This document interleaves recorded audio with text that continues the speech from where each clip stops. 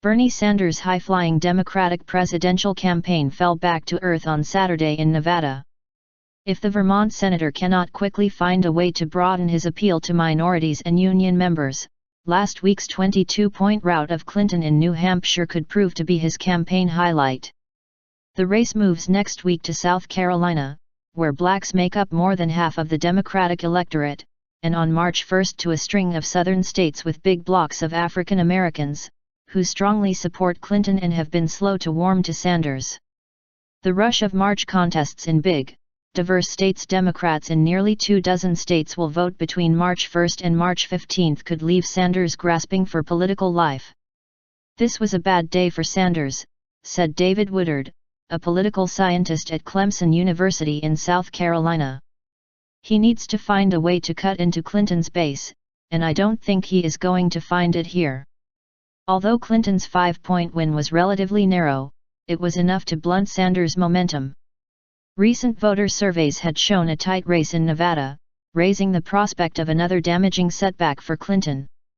Entrance polls in Nevada showed Clinton trounced Sanders, a self-described Democratic socialist, by 3-1 among black voters, and also beat him in union households by 11 percentage points.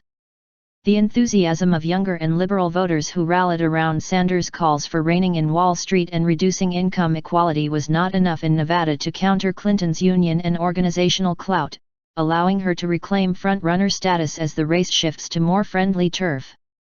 After the New Hampshire setback, Clinton's campaign was banking that Sanders would be unable to breach a so-called firewall of Hispanic and African American support for the former Secretary of State in southern and western states. Nevada's result appeared to support that view. "He's running a strong campaign, but being close is overrated if you can't make the sale," said Mola Thie, a Clinton aide in her 2008 campaign and now the executive director of the Georgetown Institute of Politics and Public Service. Victim of success. The Sanders campaign said it was heartened in Nevada by entrance polls showing he beat Clinton among Hispanics by about 8 points. "What we learned today is Hillary Clinton's firewall with Latino voters is a myth," Arturo Carmona, deputy political director for Bernie 2016, said in a statement.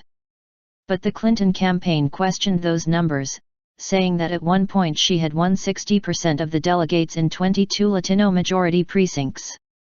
Clinton's convincing showing in Nevada could reduce the chances of a late run by an independent candidate such as former New York Mayor Michael Bloomberg, who would likely scoop up moderate voters turned off by a socialist nominee. In a sense, Sanders was a victim in Nevada of his own success. His ability to close the gap on Clinton in Iowa and rout her in New Hampshire, nearly all white states, raised expectations that he could ride to another upset in Nevada.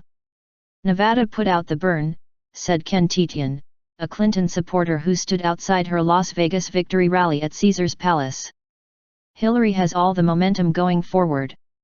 But Sanders' strong showings in the first 3 contests, along with his formidable fundraising, suggest staying power.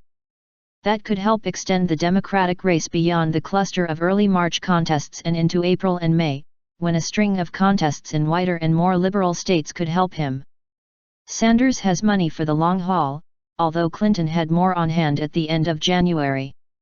Federal election reports filed as the Nevada results were announced showed Sanders had raised $21.3 million in January and had $14.7 million on hand. In January, Hillary raised $13.2 million from individual donors and had $32.9 million on hand.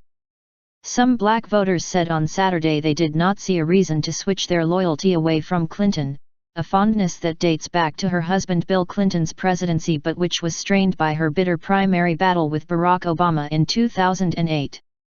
Asked who he was backing, Thomas Anderson, an African American in Columbia, South Carolina, said on Saturday, "Hillary, of course. She's got more experience. She knows what the country needs," he said, adding Bernie's a cool guy. "I'm down with Bernie too."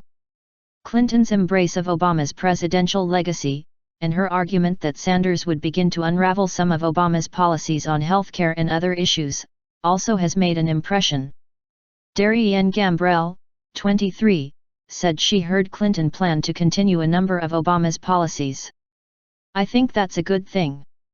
I liked some of his ideas, even the ones that didn't seem to work at first," she said, adding she would not want a candidate who would reverse Obama's work.